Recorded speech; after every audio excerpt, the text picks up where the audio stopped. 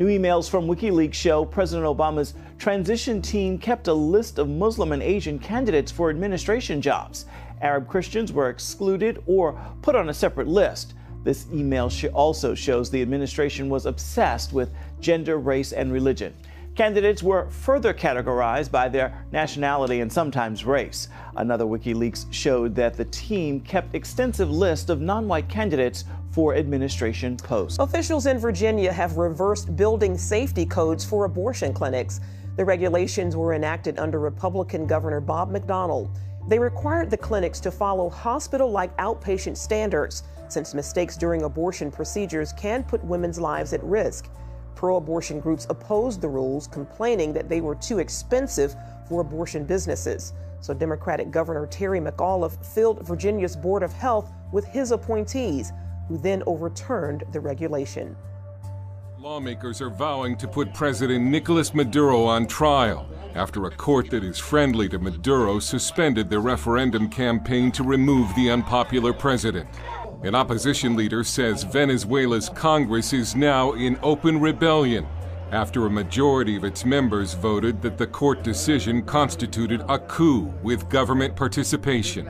Amid severe shortages of food and pretty much everything else and the world's highest inflation, Venezuela is a country in crisis, reaping the fruits of socialist control. Polls suggest as much as 80% of voters want Maduro gone this year. This protester says, "I have a 17-year-old son. I want my child to leave the country. I don't want him to be here. I'm afraid every time he goes out. That's why I'm here. I can't take it anymore." This woman says, "We're tired of this. We want freedom."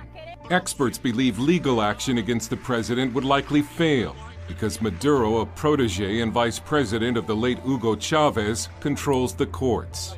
Venezuela's Congress has asked the international community to step in to, quote, protect the people's right to democracy by any means necessary. Both the United States and the Organization of American States have condemned the Maduro government's move to squash the recall referendum. Opposition leaders have pledged to build pressure in the streets, starting with a nationwide protest Wednesday called The Taking of Venezuela. Dale Hurd, CBN News. And back here in this country, 4 teenagers are under arrest in Philadelphia after a string of random attacks on the campus of Temple University. Surveillance video showing there a mob of up to 200 people assaulting and robbing students after they couldn't get into a local theater on Friday.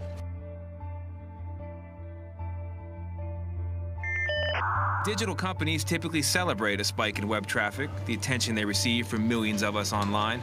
On Friday, however, Twitter, Netflix, and dozens of other companies nearly drowned in that traffic.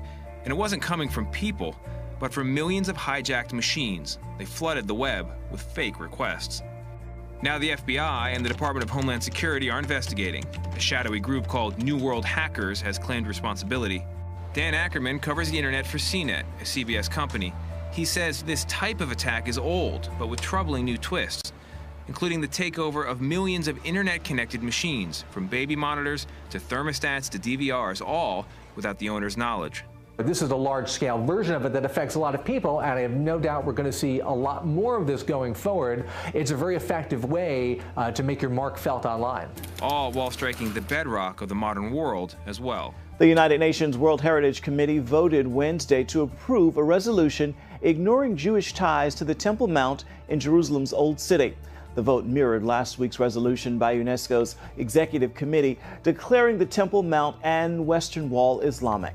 That move was an attempt to sever the historical Jewish connection to the sites and label Israel as an occupying power. Israeli Prime Minister Benjamin Netanyahu blasted the new vote.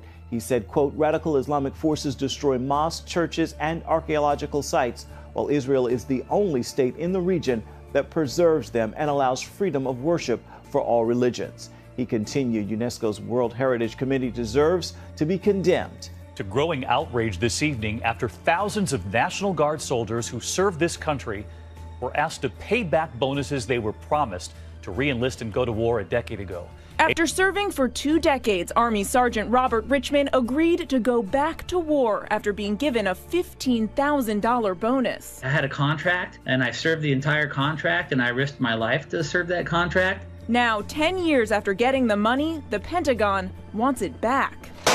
During the height of the wars in Iraq and Afghanistan, the National Guard used bonuses to entice soldiers across the country to re-enlist. Extra cash intended for those with skills in high demand. But criminal fraud by a National Guard official dispensing bonuses led many in California to receive payments they didn't qualify for. Guardsmen like Christopher Van Meter, who survived a roadside bomb in Iraq, received a Purple Heart and then notices to pay back $46,000. It was a slap in the face. In California, roughly 10,000 soldiers told to pay up. $22 million already recouped. The deputy commander of the California Guard says it's unfair, but that his hands are tied. If we could wave the magic wand and make all this go away, we would. The Al Smith Dinner, hosted by the Archbishop of New York, is an annual gathering of elites for Catholic charities supporting needy children held at the Waldorf Astoria Hotel in New York on the third Thursday of October. The event honors former New York Governor Al Smith, the first Catholic presidential candidate. Ceremonially, it is the last event at which the two U.S. presidential candidates share a stage before the election. In the past, the event has been an occasion for American power brokers to rub elbows with their political pawns. Distinguished dais, or better known as the top 1%.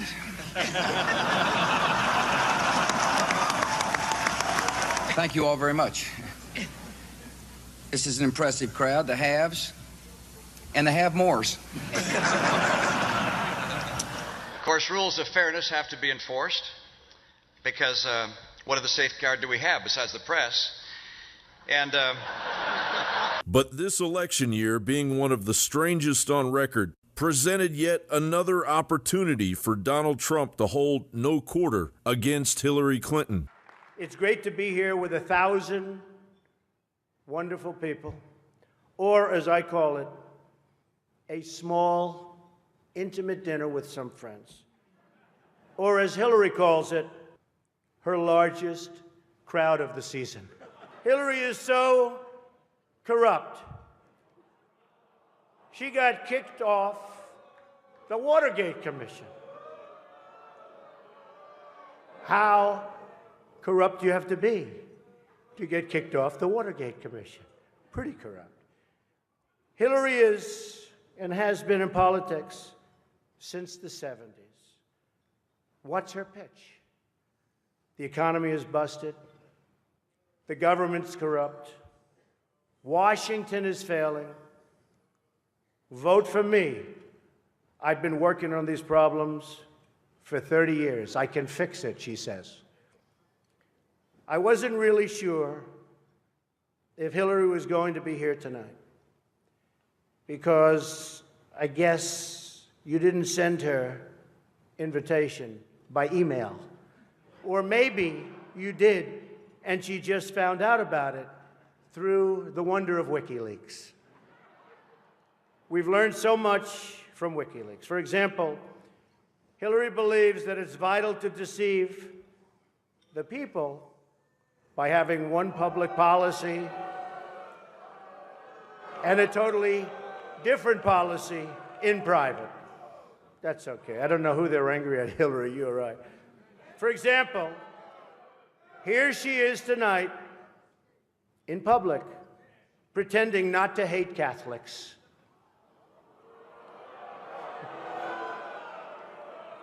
Now, if some of you haven't noticed, Hillary isn't laughing as much as the rest of us. That's because she knows the jokes.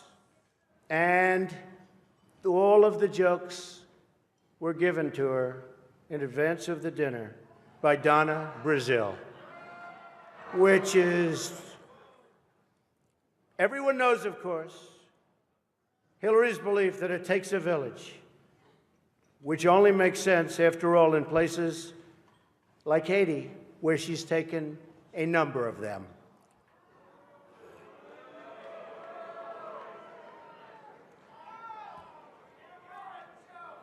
Thank you.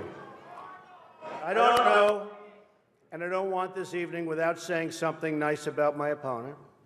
Hillary's been in Washington a long time. She knows a lot about how government works. And according to her sworn testimony, Hillary has forgotten more things than most of us will ever know. That I can tell you. Of course, the media will spin this with the intent of containing Trump's populist message while simultaneously falling on their own sword.